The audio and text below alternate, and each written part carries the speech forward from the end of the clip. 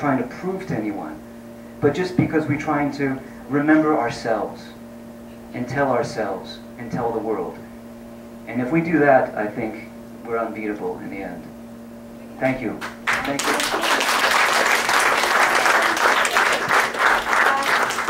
I'm trying to say goodnight, but he just sparked off something.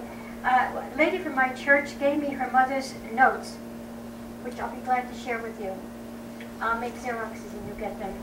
And she learned English when she came to this country. For 3 years and then she had to go to work.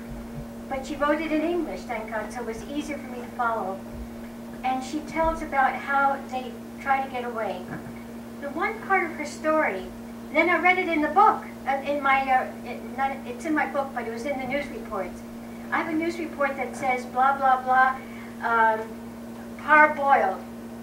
X amount of people were parboiled. Can you imagine? Misobrasmeni. Misobrasane. And what that means is, but in her story, now she doesn't know I read this news report, because I read it later, and she's already dead. She wrote that when they were traveling, or going through and trying to get away, the Turks had gotten hold of them. At night, the men were made to go into a hammam, which is a Turkish bathhouse.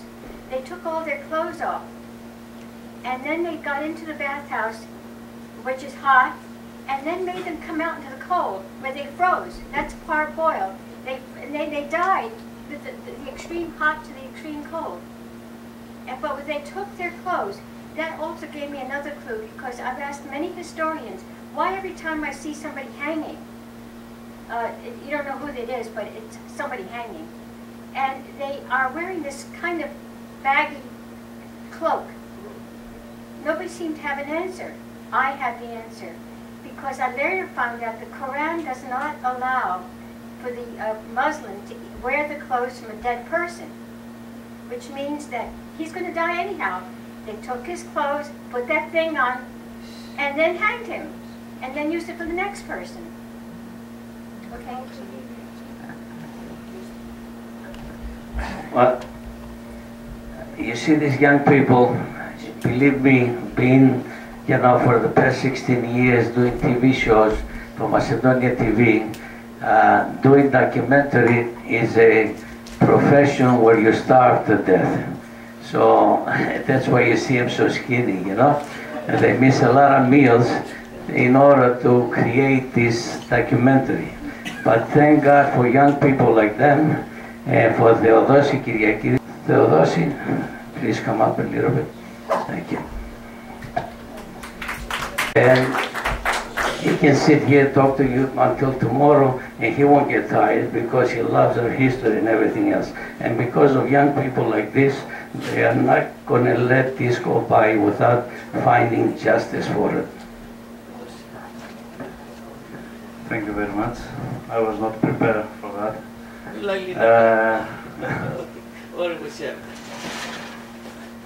The work that we have to do is very difficult, because we don't have many scholars dealing with this subject.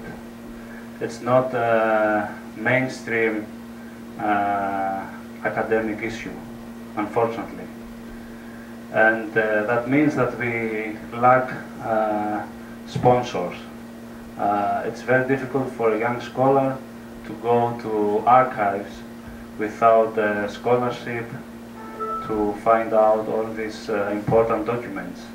So that's why the work of Ms. Kostos is very important, and it needs time and effort. So now our documentary film, we decided to produce this documentary film because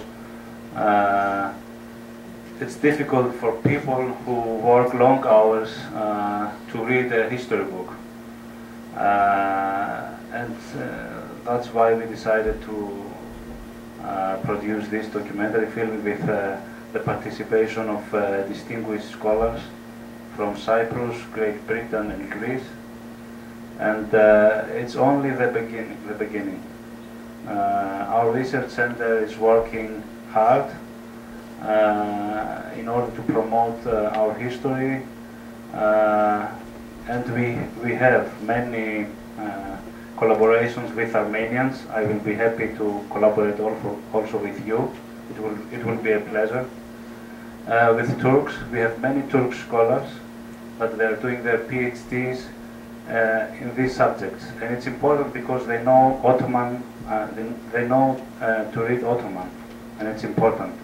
There are numerous scholars now that they are doing their PhDs in the genocide issue. I don't want to say anything else. I hope you like the movie, documentary film, and our promise is that this is only the beginning. Thank you.